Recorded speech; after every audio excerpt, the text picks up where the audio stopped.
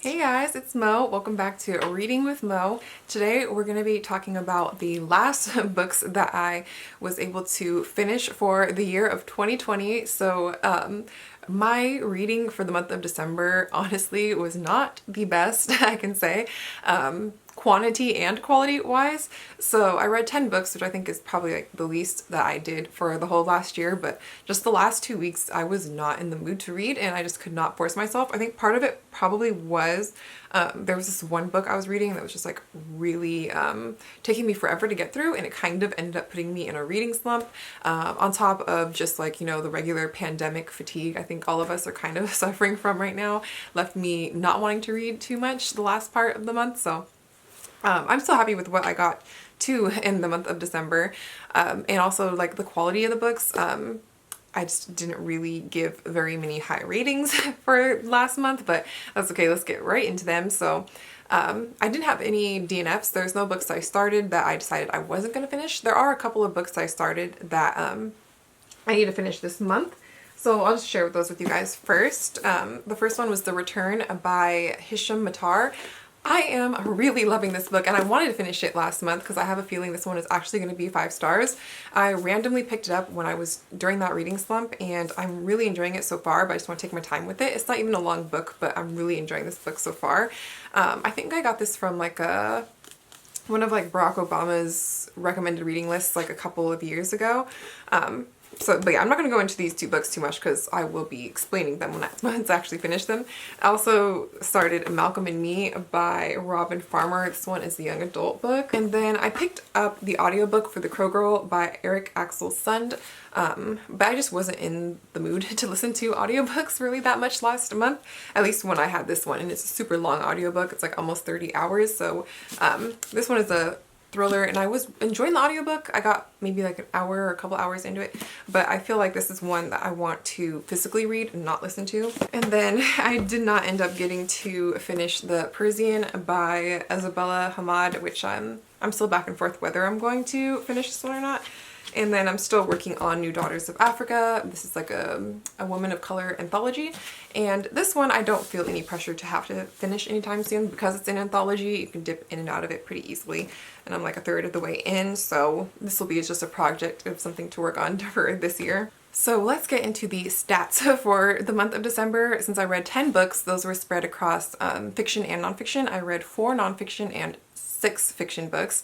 I didn't, as far as my star ratings go, I didn't give any books 5 stars and I didn't give any books 1 star. Mine were really like solidly, it was a solid 3-star month for me. I think I read 1 that was 4-star and 1 that was 2 stars. So and all the rest, all 8 of the other ones were in the 3-star range, which isn't a terrible rating, but obviously I would prefer to be reading books that I enjoyed a bit more. So I think for this month we're going to start with my favorite books, working my way into my least favorite books for the month. So my favorite book that I got to last month was Lakewood by Megan Giddings. Now this was not even one I was planning on reading, but it was during that reading slump where I was just like, everything I had pulled for my TBR was not appealing to me, so I just went to my shelves and picked something that I thought I would be interested in. So I went with this one here. We're following our main character. Her name is Lena and she's a young African-American college student. Her grandmother has just passed away recently, so her mom also has like some health issues, so they have a lot of debt, and so she's trying to figure out how she's going to pay all this stuff. Like they are like extremely in debt. So she ends up signing up for this experimental research study that's very secretive. It's supposed to be, they're told it's supposed to be something with like memory and stuff, but it's very secretive. They have to sign all these NDAs. There's all this legal stuff around it where she can't talk about it to people, so they pay her very well and she moves to this town called Lakewood where she's part of this experimental study. And it's very if you guys have read or are familiar with Catherine House, I got very similar vibes to that. Also Catherine House plus When No One Is Watching by Alyssa Cole, both of those kind of gave me similar feelings to this, where something is off, but you're not sure what. Things are just a little bit weird, and weird things are happening. So while she's part of this experimental study, she can't well, she can communicate with other people, but she can't tell them like what's going on. She has like a cover job where she's supposed to be working for like the shipping company. And everybody who is part of the study, except for one of the subjects, is Black, and all of the people who are administering the study are white. So it definitely has some things to say about like class and race. See, I rated this book 4 stars, maybe closer to like 3.75, but after everything I had read for the rest of the month, this one was definitely more of a standout one to me.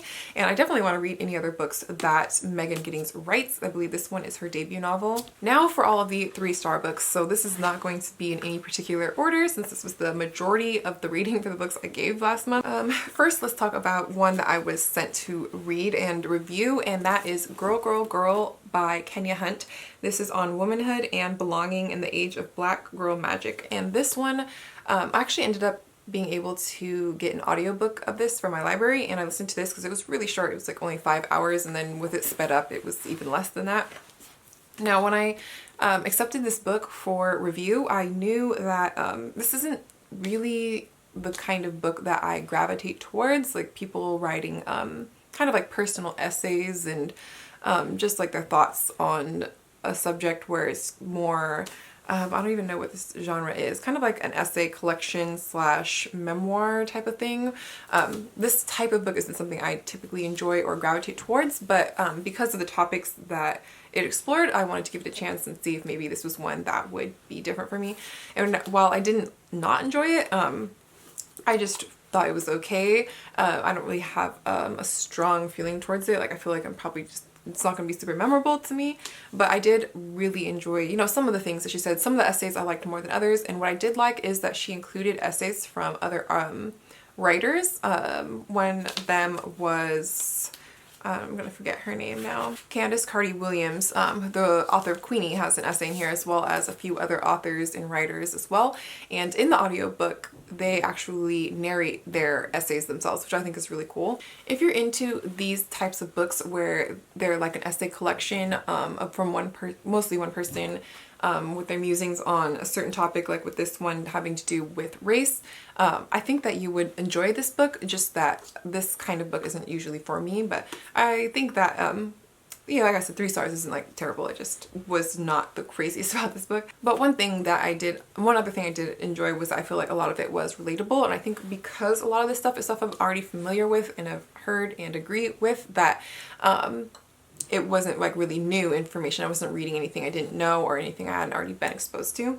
Next, we have The Fall of Empires by Cormac O'Brien, From Glory to Ruin, an epic account of history's ancient civilizations. Now, this book is the one that was the culprit of putting me into a reading slump for the month. And it's not that it was bad, like this book is actually, there's just so much information in this book, and so much of it I'm not familiar with. I was planning on originally reading this during Nonfiction November, and I think there's actually a couple other times in the past couple years I've attempted to get into it, and I think the writing is done really well. It's just so much information, and it covers so many different civilizations that they all at one point kind of end up blurring together. So I couldn't even tell you, like, because there are a lot of civilizations they talk about besides like just the Egyptians and Romans. They're kind of like well known to everybody else, but like Macedonia, Carthage, Parthia, the Han, yeah, but there's just like so many, and since I didn't really have much of a background with most of them, they have all kind of just blurred together in my brain, and I don't know why it just took me so long. This book isn't even that long. It's only like less than 300 pages, but I swear this took me like weeks to actually get through, because I could only read so many pages at a time before I felt like my brain was just overloaded. One thing I wish this book had done that I feel like could have possibly even bumped up my rating 1 star was there are no maps in this book, and I feel like when you're talking about ancient civilizations, especially so many over such a broad period of time, it's so helpful to be able to see where they are in the world, kind of like, because obviously it's different than where our maps are today. And so I found myself a lot of times having to Google maps of different areas during different periods so I could get an idea in my mind where I could place all of these civilizations kind of relative to where they are today.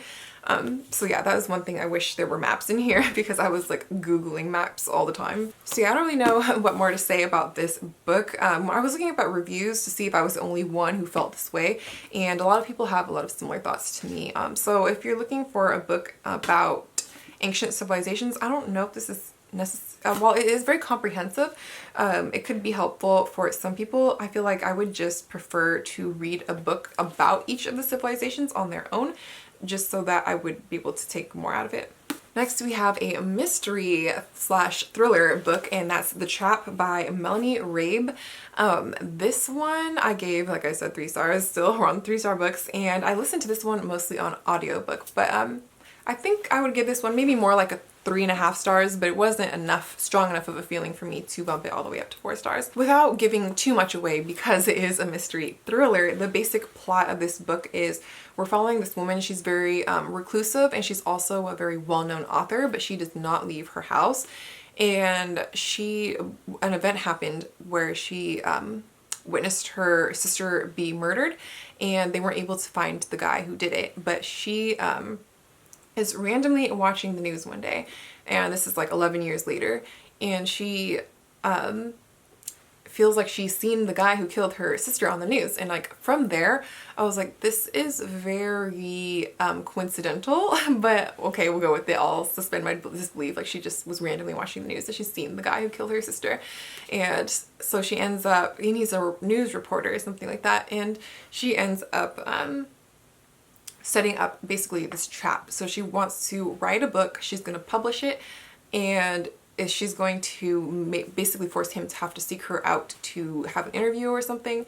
This whole time, this book is very much relying on the unreliable narrator trope. We don't know what exactly to believe and not to believe with the author.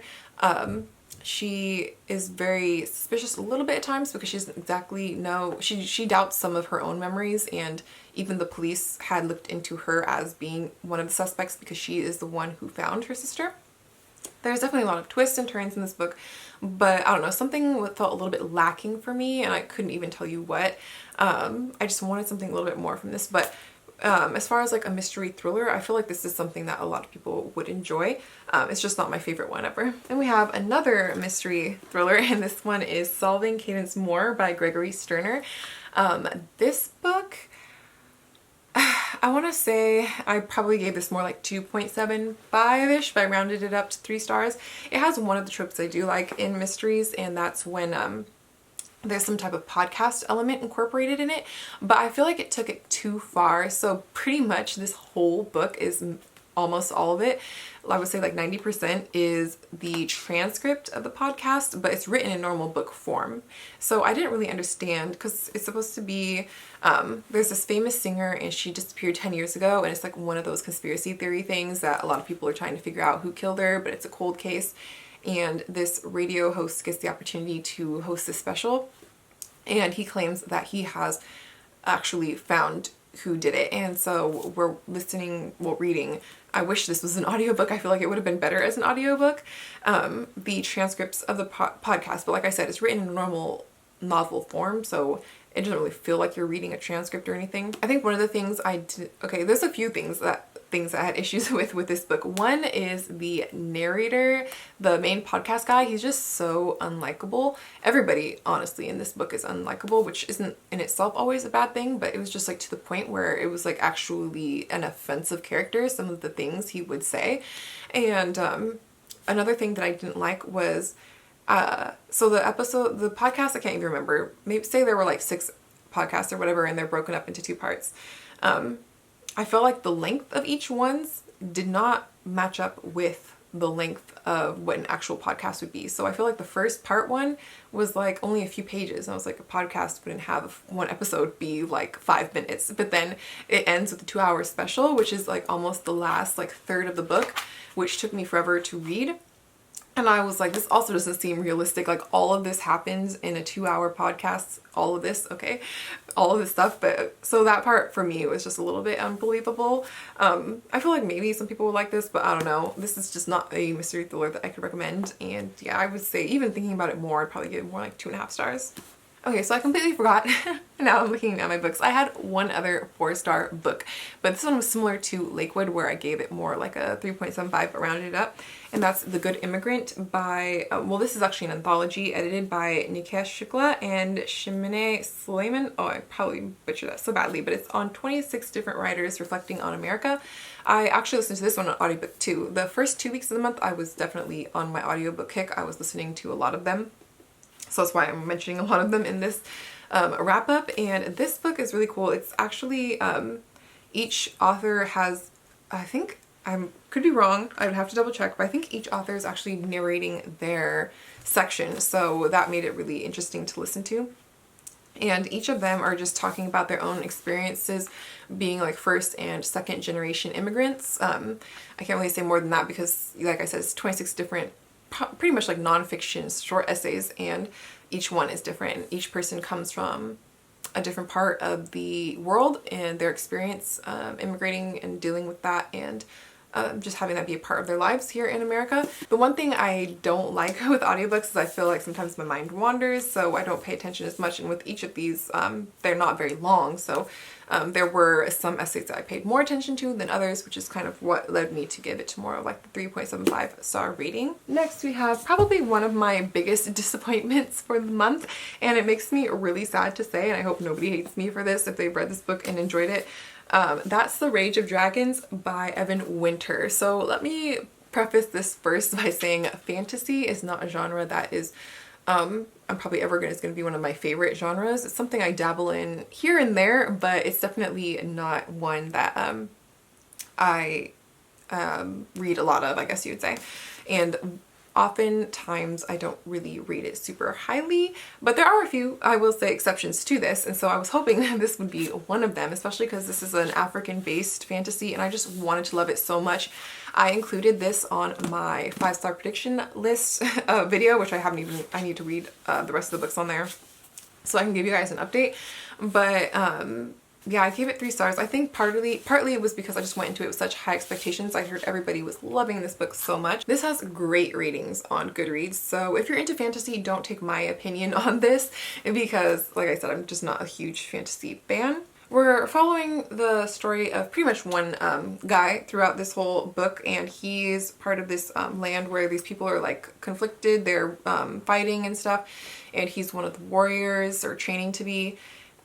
They have these powers where there's a few women who, like I think it said 1 in every 2,000 has the power to call down dragons, and 1 in every 100 men is able to transform himself into a bigger, stronger, faster killing machine.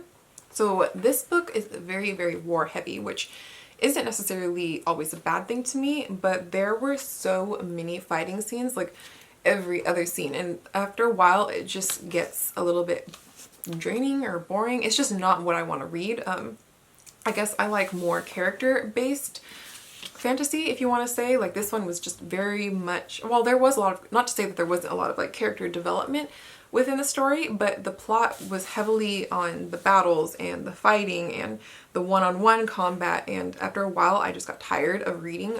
Like this is so, like it's a long book. This is over 500 pages, and so much of it was fighting scenes, military war scenes, that I just kind of was over it by the end, and I was just ready for it to be over. I figured about halfway through the book I could just tell that this wasn't for me, but I wanted to power through and finish and see if possibly the ending got different, especially because this is part of a series. I think it's going to be a trilogy, and so I wanted to know whether I was going to read this whole series or not. So I'm glad I didn't buy the sequel to this, because I was thinking about buying it so I could just back-to-back read them. But I decided that I'm just going to leave it here. I don't have a strong desire to continue on with the series, but I am open to reading other books that Evan Winter publishes in the future, just not this series. Next we have a slim little book here. It's Letters from the Loony Bin, a novel by Thatcher C. Nally. This book is like a self-published book I bought a couple years ago. It's very short, it's only barely over like 100 pages. And we're following these different letters from this insane asylum from the patients. So they all, sometime in the like late 1970s, the asylum was completely abandoned. They apparently found all these letters. There was some type of like riot or uprising among the patients to escape from this hospital, and we're now looking back and reading the letters that have been found. This book was okay. It kind of makes me realize like the difference between a self-published book and not, as far as editing and stuff like that, and even just like the formatting of the book itself. And with each character, because each letter is a different person, I don't know, I just was not super into this. I considered not finishing this book, but because it was so short, I just decided to power through it and see kind of where the story ended up. But some of the letters were more interesting to read than others. Some of them were kind of just like, okay, well, this is something. Yeah, overall, this book kind of just left me feeling meh, and I'm probably gonna forget about it. And then my last 3-star, which was also really disappointing because this book is so beautiful, and now I'm not gonna have it on my shelves anymore because I don't hold on to 3-star books really, and that is Bookworm, A Memoir of Childhood Reading by Lucy Mangan. I started this during Nonfiction November, and this author is just looking back on her childhood reading, but I think one of the reasons why I didn't really connect with this as much is most of the books that she mentions are stuff that I'm not familiar with and I've never heard of. She is older than me, and I know she also, I believe, grew up somewhere in the United Kingdom. I can't remember even specifically where now, somewhere in Europe. So a lot of the books that she's talking about are just books I'm not familiar with. But I read Dear Reader last month, which was very similar to this, and it was like the complete opposite. I give it 5 stars. I loved it. There were books she mentioned that I was familiar with and ones that I wasn't. And I feel like that book did everything perfectly, and just in comparison with this one, it's just like the other one outshines so much, which was so sad because this book is so gorgeous. The cover on this is just brilliant. I love this, gold foiling and everything, but I just really wanted to love this book so much and give it 5 stars. I wish that I enjoyed it more. I just thought the writing was okay. It wasn't bad, but it wasn't like stand out to me, and that on top of it just being a lot of stories and anecdotes around stories that I wasn't familiar with and had no type of connection with, it was just not really that interesting to read. Then lastly, we have our 2-star book, which is Calling My Name by Liara Taimani. And this book I gave 2 stars, not because of anything like that was offensive or terribly wrong with the book. It was just boring to me. I gave this 2 stars because I was listening to the audiobook for this, and it just did not really keep my attention at all. And I don't know what it is. It's like a coming of age story, and it's of a young girl. She's growing up in a pretty like strict religious family, and it's 53 different short chapters just on stuff with her family, sisters, friends, neighbors, school, church, first love. And we're following her from the period of, I believe, like she was 13, like around middle school, all the way to her high school graduation. So we're following a long period of time. But just something about this book was so boring, and I was like, is this just me? So I had to go look at the reviews, and other people kind of had the same feelings where I read where other people were just like bored too, which this is like typically a kind of book that I'm pretty into, like just exploring one's character development growing up, especially during this period of time, and from a young African American girl, that everything was set up to be a book that I really enjoyed, but it kind of just fell short for me. And I just think there's other better like contemporary coming of age stories than this one out there. So that's why I gave this one 2 stars. So those are the 10 books that I got to for the month of December. I definitely have a lot of books to unhaul for this month. I'm planning on posting an unhaul video, I don't know, sometime within the next month or 2. I know I've mentioned, but if you guys haven't heard, I have a Depop shop where I sell all of my used books on. So yeah, a lot of these will be on there. I'm not sure if they'll be on there yet by the time I post this video, but they'll definitely be on there before I get a chance to post my complete like unhaul video. So go check that out if you've seen any of these books that you think maybe you'll have a better chance with and you want to give them a try. I'll definitely be posting them on there. I feel like every year December is just not the greatest reading month, which sucks because I want to always end the year on the best thing, I guess. I think actually in 2019 I read like, I can't remember now, I'll have to look back, but I think I did the 30 books in 30 days in the December of 2019. But yeah, this year was like the complete opposite for many reasons. But let me know if you guys read anything good in the month of December. We can talk about it in the comments down below. And that's it for this one. I'll see you guys in the next video. Bye!